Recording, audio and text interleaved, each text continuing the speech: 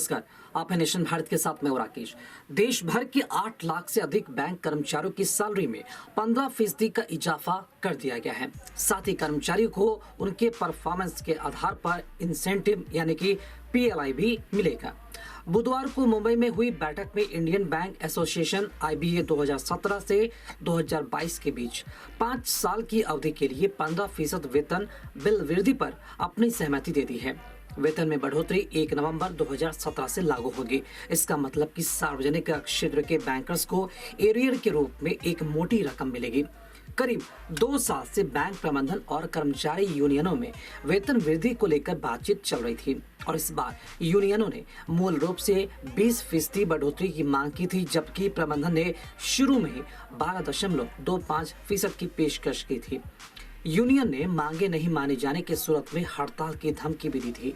IBA और trade union के बीच प्रत्येक 5 वर्षों में एक बार सदस्य बैंकों में 8 लाख से अधिक बैंक कर्मचारियों के वेतन पर बातचीत होती है और इस बढ़ोतरी से 35 बैंकों के कर्मचारियों को फायदा मिलेगा।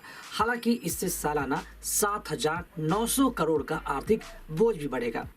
अब बड़ा सवाल ये उठता है कि कोरोना काल में जब पूरा देश में बेरोजगारी की स्थिति है, रोजगार छीन चुके हैं, कई लोग नौकरी खो चुके हैं और साथ ही साथ आर्थिक समस्या के साथ साथ लोगों के सामने भूखमरी की समस्या उत्पन्न हो गई है, पैसे का अभाव है, महंगाई बढ़ रही है और इसी के साथ साथ लोग भूखे मर रहे हैं। ऐसे में सवाल उठता है कि जिन 8 लाख बैंक कर्मचारियों का जो वेतन बढ़ोतरी की जो बात रखी गई है, ये किस हद तक जायज है और वाकई में केंद्र सरकार आखिर कैसे इस पर अपनी सहमति दे दी।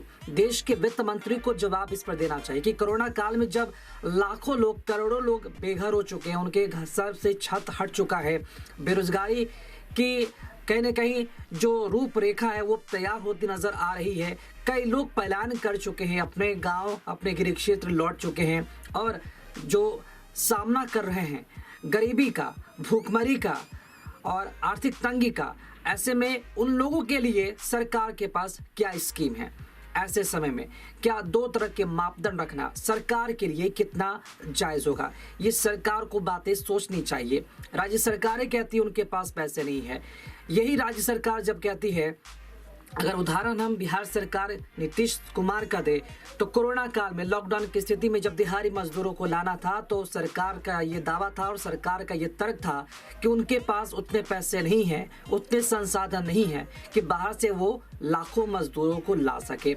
ऐसे में सरकार को ये सोचना चाहिए, केंद्र सरकार को ये सोचना चाहिए कि अब ऐसी स्थिति में बैंक कर्मचारियों का वेतन बढ़ा देना और आर्थिक बोझ ले लेना, ये किस हद तक जायज है।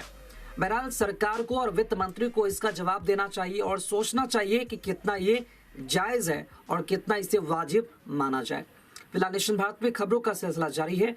खबरों में अपडेट बने रहने के लिए आप देखते रहे नेशन भारत। साथ ही हमारे वीडियोस को लाइक करें, शेयर करें और हमारे यूट्यूब चैनल नेशन भारत को सब्सक्राइब करना ना भूलें। नमस्कार।